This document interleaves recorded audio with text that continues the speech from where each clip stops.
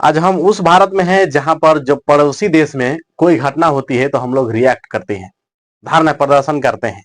चाहे वो लोग हिंदू हो चाहे मुस्लिम हो, सभी लोग एक दूसरे के लिए लड़ भिड़ते हैं। यानी कि अपने देश में क्या हो रहा है उसके बजाय दूसरे देश में क्या हो रहा है उस पर हम बात करते हैं, हमारा देश बात करता है।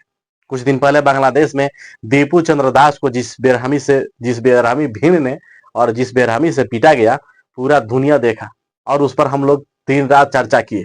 उसके बाद से गाजा पर चाहे जो भी घटना होती है वहां पर यहाँ के कुछ लोग और कुछ लोग बांग्लादेश पर मतलब इस प्रकार से टूट पड़े थे जैसे कि मानो अब ये लोग खुद जाकर वहां पर ये लोग संरक्षण करेंगे या वहां पर सुरक्षा प्रदान करेंगे। लेकिन मैं आप सभी से बता देना चाहता हूं कि अपने ही देश में अपने ही सिस्टम जो है सही ढंग से नहीं चल रही है। 27 साल का युवा या एक कहीं युवक या कहीं इंसान जो आज हमारे बीच में नहीं है और ये मौत को करीब से देखा था, एकदम एकदम करीब से, इतना करीब से।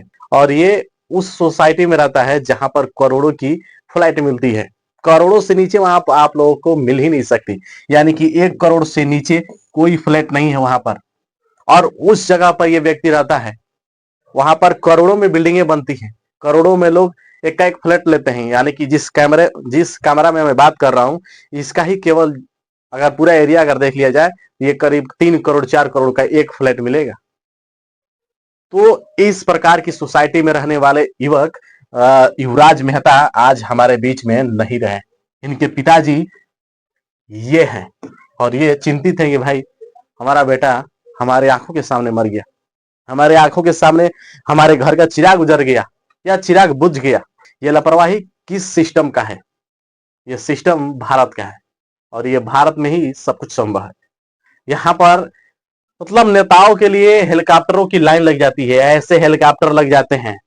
ऐसे बिहार चुनाव में आप लोग देखे होंगे, इस प्रकार से एक सिरे में हेलीकॉप्टर दिखाया गया था एक गाड़ी में बैठकर कि एक देखो तुम लोग गरीब हो, नेता गरीब नहीं है।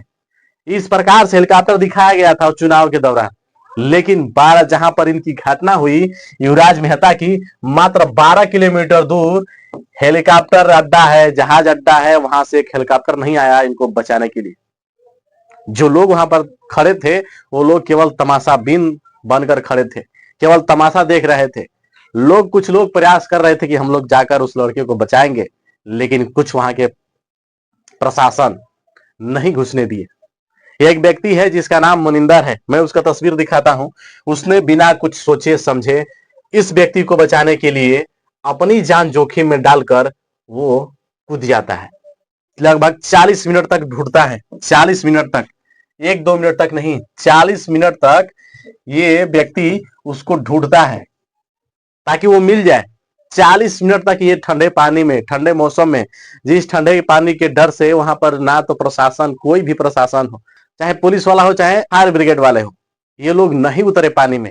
लेकिन इस व्यक्ति ने अपना कपड़ा उतारा, अपना सब कुछ उतारा, उसके बाद से पैंट पर ये छलांग लगा देता है और लगभग 50 मीटर दूर जाता है। 40 मिनट तक खोजता है और 50 मीटर तक अंदर जाता है। समझ रहे हैं आप लोग? 50 मीटर तक, तब भी वो व्यक्ति नहीं मिलता है। और ये इनके कूदने से पहले उसकी लगभग 1.5 से 2 घंटा समय पार हो चुका था। ये वही तस्वीर है जहां से ये आपको दिख रहा होगा, ये पूरा घेरा, और ये यहीं से उसकी गाड़ी निकल जाती है तालाब में। ये सारा तालाब है, देख सकते हैं ये वाला। और ये तालाब बना कैसे है?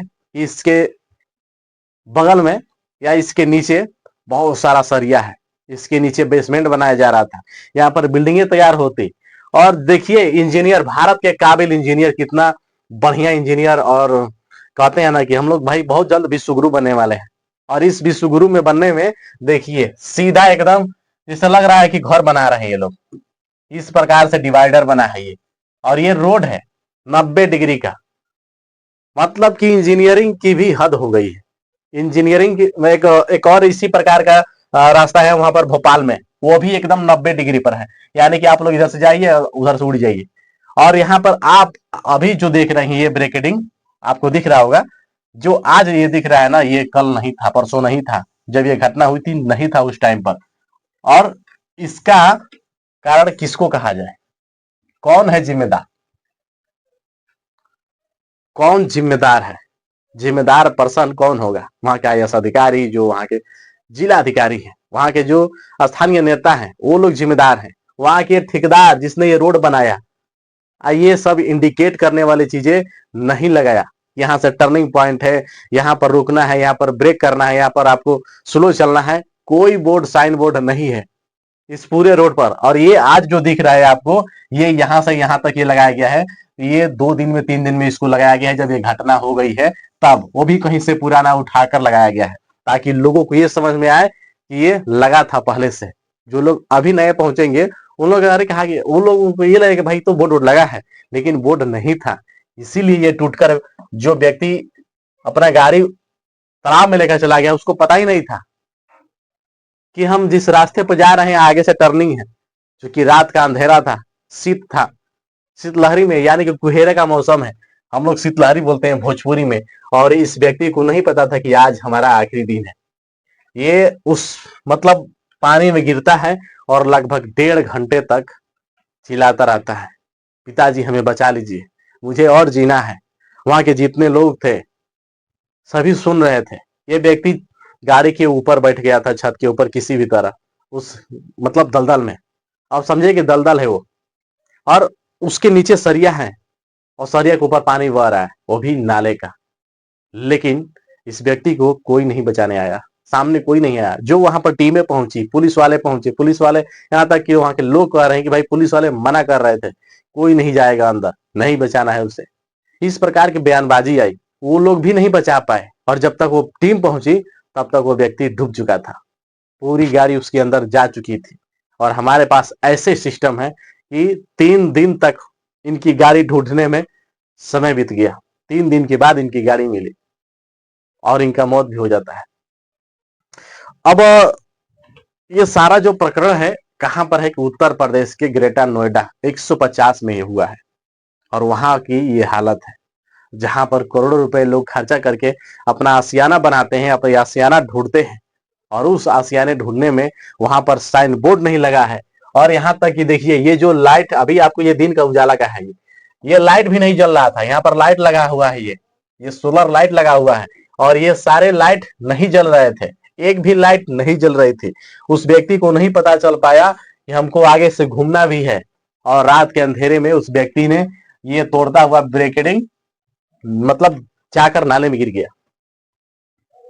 और बचाने में कोई टीमें नहीं पहुंच पाई समय पर इस व्यक्ति को बचा सके। और हम लोग बात करते हैं किस पर? गाजा पर। हम लोग बात करते हैं किस पर? फिलिस्तीन पर। हम लोग बात करते हैं किस पर? बांग्लादेश पर। हम लोग बात करते हैं किस पर? पाकिस्तान पर। लेकिन हमारे देश में अगर इस प्रकार की कोई घटना 2 जगह 3 जगह अगर हो जाए, तो हमारे पास ऐसी व्यवस्था नहीं है कि तत्काल रूप से उस व्यक्ति को बचाया जा सके। अगर आप लोग क्या सोचते हैं इस खबर के बारे में, आप लोग अपनी राय जरूर दीजिएगा। और ये वीडियो आप लोगों को अच्छा लगा हो तो शेयर भी कर दीजिएगा। तब तक के लिए प्रणाम।